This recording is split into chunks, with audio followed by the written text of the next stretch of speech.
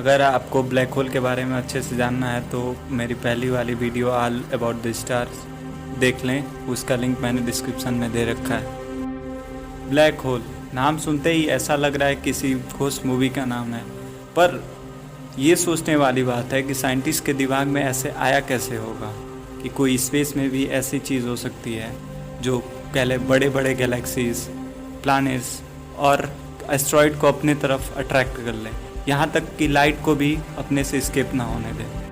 तो इसकी शुरुआत नवंबर 1784 में हुआ, जब जर्मन एस्ट्रोनॉमर जॉन माइकल ने अपने एक लेटर में पब्लिश किया कि स्पेस में ऐसे भी ऑब्जेक्ट हो सकते हैं जो सन इतना बड़ा हो और वो लाइट को भी स्केप ना होने दे। उस समय एस्ट्रोनॉमर जॉन माइकल की बात पर लोगों को यकीन नहीं हुआ, और यकीन भी कैसे होता, बात कुछ अटपटी सी थी। पर जब सन 1915 में जीनियस एल्बर्ट आइंस्टाइन ने अपना जनरल रिलेटिविटी की थ्योरी दे दी, उसके बाद लोगों को यकीन लगने लगा कि नहीं, ऐसा हो सकता है। अगर आपको जनरल रिलेटिविटी थ्योरी के बारे में अच्छे से जानना है तो आप हमें कमेंट बॉक्स में बताइए, उसकी एक सेपरेट वीडियो ज़रूर बनाएंगे।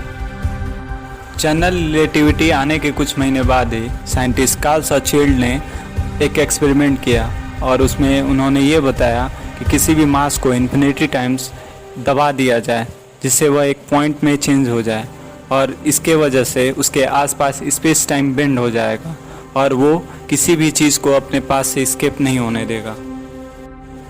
और इस एक्सपेरिमेंट से लोगों को यकीन हो गया कि ब्लैक होल जैसी कोई चीज़ हो सकती है स्पेस में जो कि किसी चीज़ को स्केप अपने पास से ना होने दे। कार्ल शॉर्टशील्ड ने अपने एक्सपेरिमेंट में ब्लैक होल को 3 पार्ट में बताया। पहला, इवेंट होरिजॉन, ये ब्लैक होल की बाउंड्री होती है और यहाँ पे सारी जगह ग्रेविटी कांस्टेंट होती है और यहीं से वो किसी चीज़ को स्किप नहीं होने देता है। दूसरा, शॉर्टशील्ड रेडियस, जो कि ब्लैक होल की रेडियस होती है जिसका वैल्यू 2gm/c² से निकाला जाता है। तीसरा, सिंगुलैरिटी, जो कि ब्लैक होल की कोर को बोला जाता है, जहाँ वॉल्यूम 0 के बराबर होता है और डेंसिटी बहुत ही ज़्यादा होती है, लगभग इन्फिनिटी तक पहुँच जाती है, और ब्लैक होल की सारी मास उसके कोर में ही फैली हुई होती है। और इसके बाद ब्लैक होल के बारे में साइंटिस्टों ने अलग अलग थ्योरीज दी, पर किसी को अभी तक इसके एक्चुअल इमेज के बारे में कुछ नहीं पता था। अभी तक सिर्फ स्ट्रक्चर के बारे में ही हम जानते थे कि ब्लैक होल कैसा हो सकता है, पर सन 2019 में इवेंट होरिजॉन टेलीस्कोप से ब्लैक होल का पहला इमेज कैप्चर किया गया। ये तो बात हुई इसकी हिस्ट्री की, पर अभी भी आपके मन में ब्लैक होल को लेकर बहुत कन्फ्यूज़न होगा। पर हम समझ सकते हैं, जैसे कि अर्थ की ग्रेविटी किसी भी ऑब्जेक्ट को अपने तरफ अट्रैक्ट करती है, ऐसे ही ब्लैक होल्स किसी भी ऑब्जेक्ट को अपने तरफ अट्रैक्ट करता है। पर सोचने वाली बात यह है कि वो लाइट को कैसे अपने तरफ अट्रैक्ट कर लेता है। ना ही लाइट के पास ज़्यादा मास होती है और उसकी स्पीड भी बहुत ज़्यादा होती है। ब्लैक होल्स की पुलिंग ग्रेविटेशनल फोर्स बहुत ही स्ट्रॉन्ग होती है। वो इतनी स्ट्रॉन्ग होती है कि वो लाइट के एस्केप वेलोसिटी से भी ज़्यादा होती है, जिसके वजह से वो लाइट को भी अट्रैक्ट कर लेता है। पर ब्लैक होल्स के पास इतनी स्ट्रॉन्ग ग्रेविटेशनल फोर्स आती कहाँ से है? जब कोई भी ऑब्जेक्ट ब्लैक होल में कन्वर्ट होता है तो उसका मैटर इतना स्क्वीज्ड हो जाता है, मतलब इतना छोटा बन जाता है, जिसके वजह से एक स्ट्रॉन्ग ग्रेविटेशनल फोर्स उसके कोर में जनरेट हो जाता है। यहाँ तक हम ब्लैक होल्स को देख भी नहीं सकते, और देख भी कैसे सकते हैं जब वो लाइट को स्केप नहीं होने दे सकता, तो वो कैसे दिखेगा? लाइट भी हमें नहीं दिखती। अब बात करते हैं ब्लैक होल की साइज़ की। तो ब्लैक होल की साइज़ के हिसाब से ब्लैक होल्स को 3 पार्ट में डिवाइड किया गया है। ब्लैक होल के साइज़ के बारे में बताने से पहले एक बात कंफर्म कराना चाहूँगा कि साइंटिस्ट अभी तक जो भी ब्लैक होल के फॉर्मेशन के बारे में बताए हैं वो एक आर्टिफिशियल ब्लैक होल के बारे में बताएं। जैसे कि ब्लैक होल ऐसे बन सकते हैं, लेकिन जो नेचुरली ब्लैक होल्स होते हैं वो एक स्टार से बनते हैं, पर उनका स्ट्रक्चर कार्ल शॉर्टशील्ड जैसे अपने एक्सपेरिमेंट में बताए थे वैसा ही होता है। जैसे कि अर्थ अगर ब्लैक होल में कन्वर्ट होगा तो उसकी रेडियस लगभग 0.01 मिलीमीटर के बराबर होगी। वही स्टार्स डाई होने के बाद ब्लैक होल में कन्वर्ट हो पाएंगे जिनके मास हमारे सन के कम से कम 3 गुना ज़्यादा होना चाहिए। मतलब वो स्टार्स जो कि जाइंट्स और सुपर जाइंट्स के कैटेगरी में आते हैं। डॉफ स्टार्स ब्लैक होल में कन्वर्ट नहीं होते हैं, वो डाई होने के बाद या तो न्यूट्रॉन स्टार बनते हैं, नहीं तो वाइट ड्रॉप में कन्वर्ट हो जाते हैं। अब बात करते हैं ब्लैक होल की साइज़ की। तो पहला स्टीलर ब्लैक होल्स।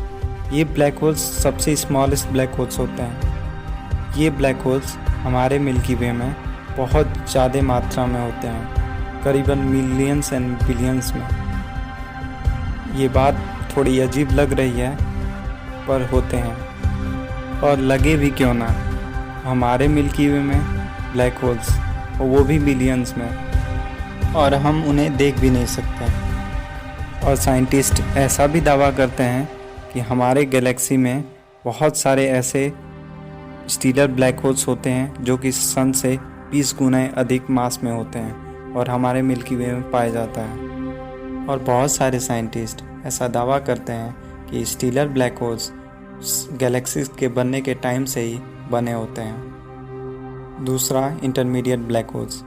ये ब्लैक होल्स हाल ही में एस्ट्रोनॉमर द्वारा की गई स्टडीज़ में पता चला है। ये ब्लैक होल्स बहुत सारे गैलेक्सीज में पाए जाते हैं और ये मीडियम साइज़ के ब्लैक होल्स होते हैं। तीसरा, सुपर मैसिव ब्लैक होल्स।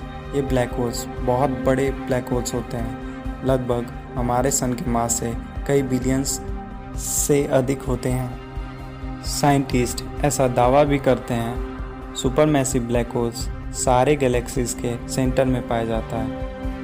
ये थोड़ा अचंभा वाली बात है, मतलब एक सुपर मैसिव ब्लैक होल्स जो कि सन से कई बिलियंस ज़्यादा मास का होता है और हमारे गैलेक्सीज के सेंटर में पाया जाता है। ये बात थोड़ा सोचने वाली है पर ऐसा पाया जाता है। हमारे मिल्की वे में जो सुपर मैसिव ब्लैक होल पाया जाता है उसको सैगिटेरस ए बोला गया है, जो कि हमारे सन के मास से 4 मिलियन अधिक है।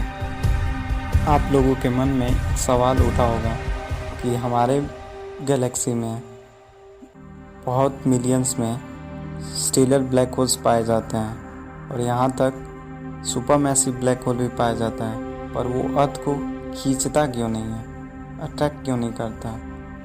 एक्चुअली वो हमारे गैलेक्सी में पाया जाता है, पर हमारा गैलेक्सी बहुत बड़ा है और हमारे अर्थ के आसपास कोई ऐसा अभी तक ना ही स्टीलर ब्लैक होल पाया गया है और ना ही अभी सुपर मैसिव ब्लैक होल पाया गया है। ब्लैक होल को ब्लैक क्यों बोला गया है? एक्चुअली ये ब्लैक बॉडी से लिया गया है। ब्लैक बॉडीज़ वो बॉडीज़ होती हैं जो सारे कलर्स को ऑब्जॉर्ब कर लेती हैं, ऐसे ही जैसे कि ब्लैक होल करता है।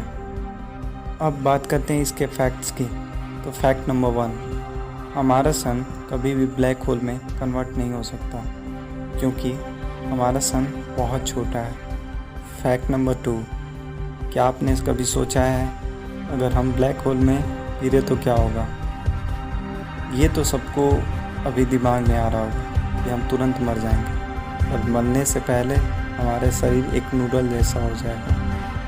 फैक्ट नंबर 3, कोई भी चीज़ ब्लैक होल में कन्वर्ट हो सकती है। Fact number 4, black holes evaporates over time. इसका मतलब ये हुआ ब्लैक होल्स सेल्फ डाई कर जाते हैं। पर ऐसा क्यों होता है? Actually black hole Stephen Hawking radiation emit करते हैं जो कि ब्लैक होल के मास को डिक्रीज़ करता है और धीरे धीरे ब्लैक होल्स डाई कर जाता है। स्टीफन हॉकिंग 1974 के रिसर्च में ये पाए कि ब्लैक होल्स एक रेडिएशन इमिट करते हैं जो कि उनके सिंगुलैरिटी से निकलता है और ये सारे ब्लैक होल्स करते हैं। हमारे मिल्की वे में भी जो ब्लैक होल पाया जाता है सैगिटेरस ए, वो भी इमिट करता है, जिसके वजह से 2019 में हम उसका इमेज कैप्चर कर पाए थे। फैक्ट नंबर 5, हमारे मिल्की वे में लगभग 10 मिलियन से 1 बिलियन तक स्टीलर ब्लैक होल्स पाए जाते हैं। फैक्ट नंबर 6, ये एक क्वेश्चन रहेगा आप लोगों के लिए, इसका जवाब आप लोग कमेंट सेक्शन में दे दीजिएगा। अगर क्या होगा हमारे सन के जगह पे उतना ही बड़ा ब्लैक होल आ जाए तो।